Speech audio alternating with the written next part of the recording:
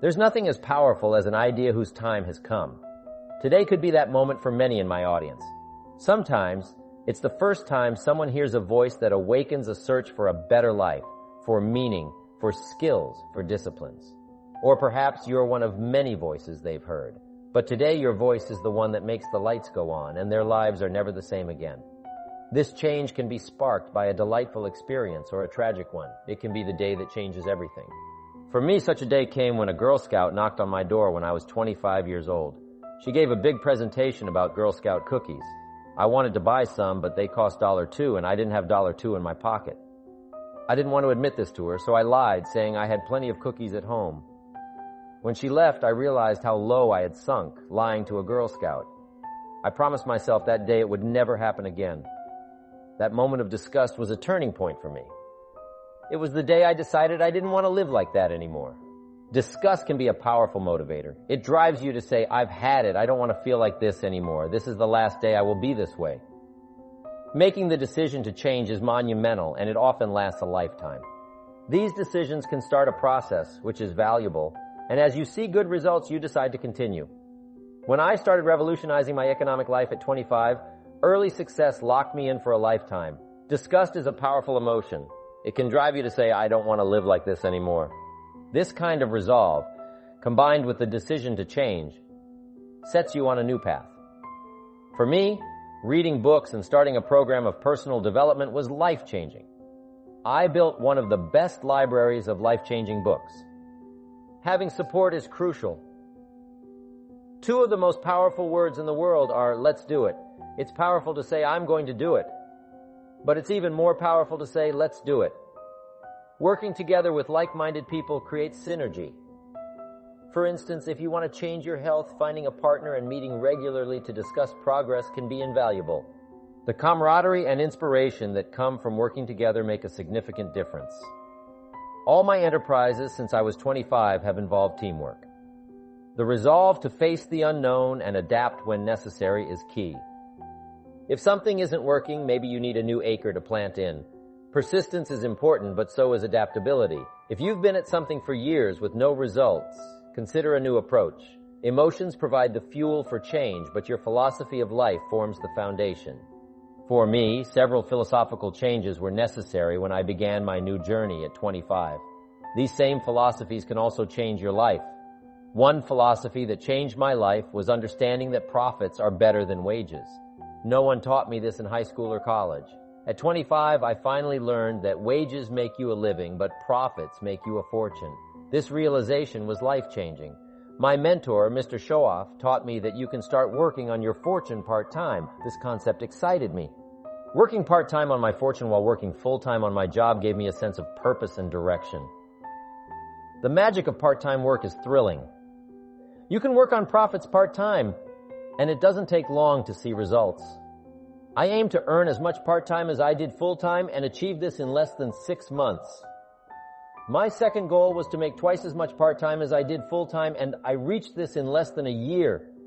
The excitement of working on my fortune was incredible.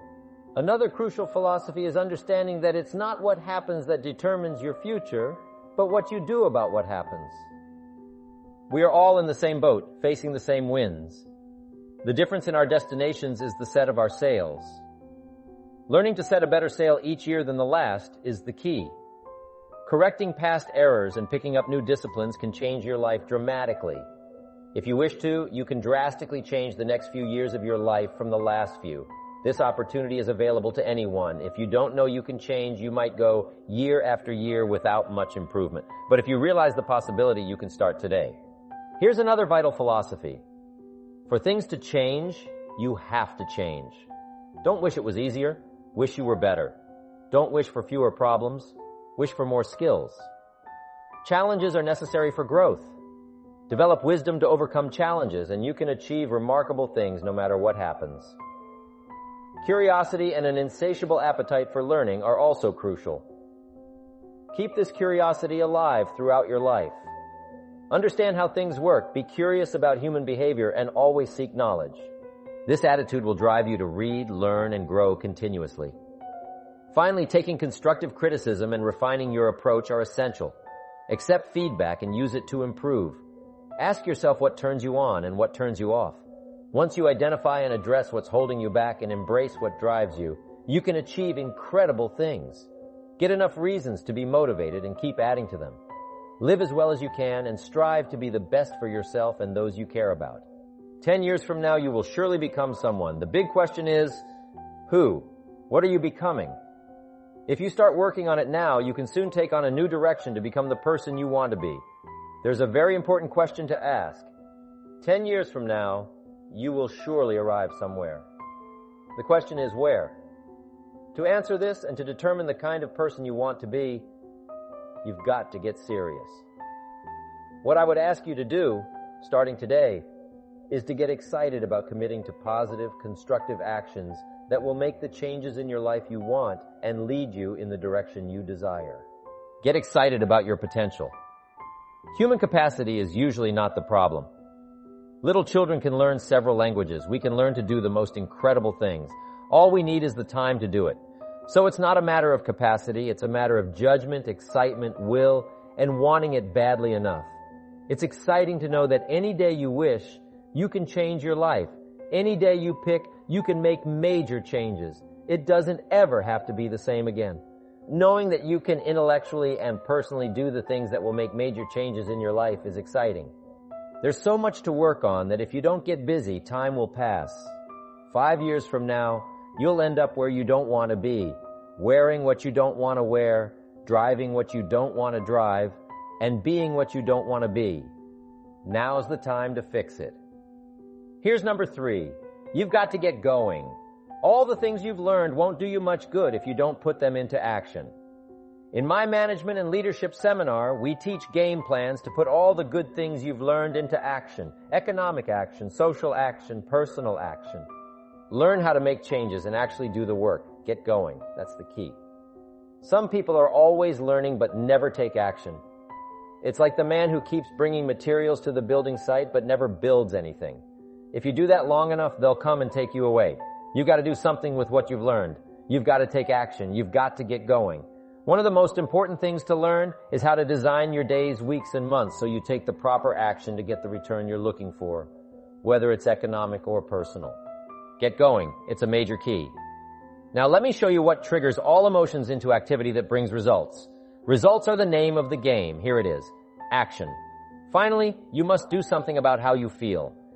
Jesus, the master teacher, said, "Don't just be listeners, be doers."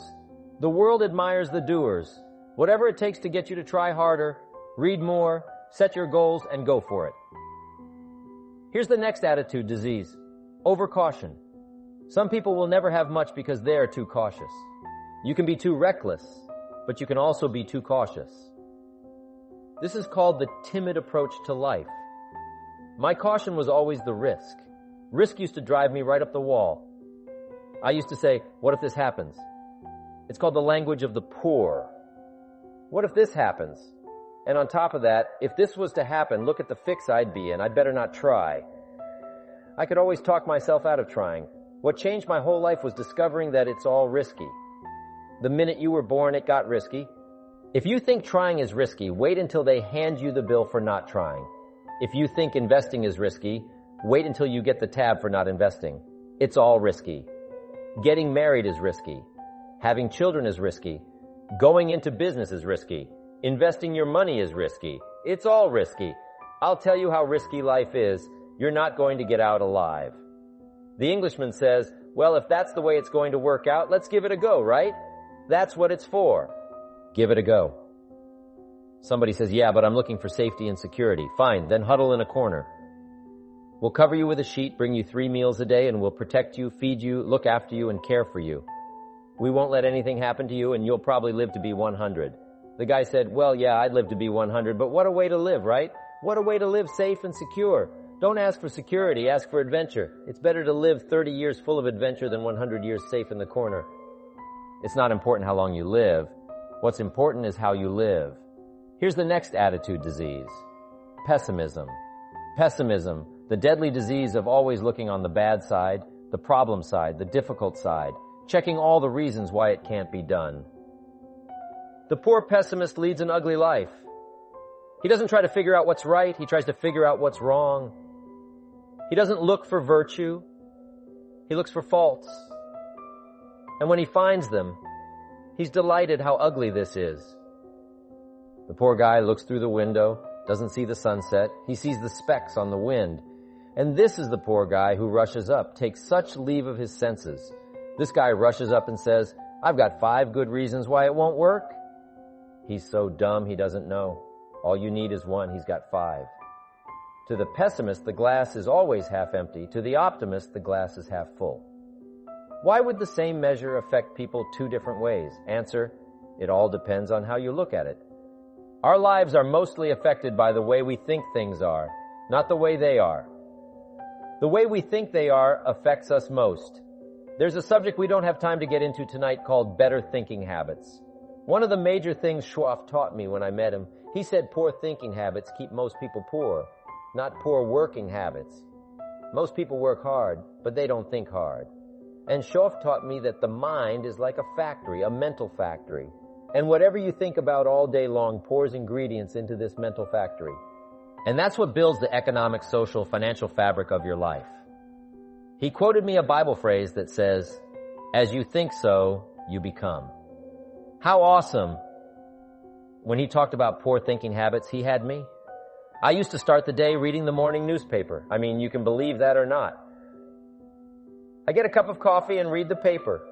I'd load up on wars and riots and murders and stabbings and killings and bank robberies and muggings and car wrecks and tragedies. I'd even read the back pages. I seem to like that stuff for some weird reason. I'd load up on all that and then I'd start the day. You can imagine the kind of days I used to have. You walk around on your financial knees. They call you economic pee-wee. The guy says, "I want to be a great leader." Wonderful. The first thing we do is follow him to his house. When we get there, we walk in and check his library first. Somebody says, "Well, why check his library?" The reason is because what a man reads pours massive ingredients into his mental factory, and the fabric of his life is built from those ingredients. You would not believe what some people have got in their house to read. You would not believe one of the best dressed up words I know for a lot of it is trash. Can you imagine dumping a barrel of trash into this mental factory every day and coming out with a rich, dynamic, positive life? It can't be done. You might as well try making a cake with cement. The kids back in Danbury High School, they're asking me questions one day. I'm talking to the kids. Kids got good questions these days. One of them said to me, "Mr. Rohn, how do you build the good life?" I said, "It's simple. It's not easy, but it's simple. Here's how you build anything. Select the right ingredients, keep out the wrong ingredients, and it starts with thought." Everything starts with thought. So you must be wise and careful what you think about, because that starts everything. You've got to be wise and careful. I asked the kids, what would happen if somebody dropped sugar in my coffee? They said, "Well, you'd be okay." I said, "What if somebody dropped strychnine in my coffee?" They said, "Well, you'd be dead." I said, "Correct." Lesson 1, life is both sugar and strychnine. You've got to be careful, I said. What if my worst enemy drops in the sugar? They said, "Will you be okay?" I said, "What if my best friend, even by accident, drops in the strychnine?" They said, "Well, you'd be dead." I said, "Correct." Lesson 2, watch your coffee. You've got to be careful. See, it doesn't matter who hands you the bad stuff. It doesn't matter where you get the bad stuff. It'll still do its damage on your bank account, wherever you get it. Mr. Schoff gave me one of the greatest phrases when I first met him. He said, "Jim, every day stand guard at the door of your mind." How important. Stand guard at the door of your mind, and you decide what goes into your mental factory. Don't let anybody just dump anything they want into your mental factory, because you've got to live with the results. Okay, here's the last disease, and we're through with this list. In fact, we're almost through. Hang on. The last subject is very brief, the last disease. But this one is deadly. Engage in this one, indulge in it even slightly, and you might as well forget the future, because it's going to forget you. Complaining, crying, whining, griping, a Bible word called murmuring. See, that'll ace your future. Spend 5 minutes complaining, and you have wasted 5. And you may have begun what's known as economic cancer of the bone. Surely they will soon haul you off into a financial desert and there let you choke on the dust of your own regret. I hope I said that. Well, so you won't forget it's a deadly disease. If you don't think it's bad, ask the children of Israel of Old Testament fame, typical of us all. Their story just happened to get in the book. The story says children of Israel were slaves. God performed a series of dazzling miracles and got them out, and now they're heading for the promised land. Remember the story? Heading for the promised land. Tragedy of the story, they never got there. Reason from day one, they started to complain. They griped about the water. They griped about the weather. They whined and cried and griped about the food. They griped about the leadership. They whined and cried because it was too far, too cold, too hot, too difficult, too miserable. I mean, they whined and cried for years. Finally, God said, I've had it. Trip canceled or something like that. The story says they died in the desert. Never got to the promised land, which I think means two things. Indulging this long enough, you get your future cast, and I guess it also means even God himself can only take so much.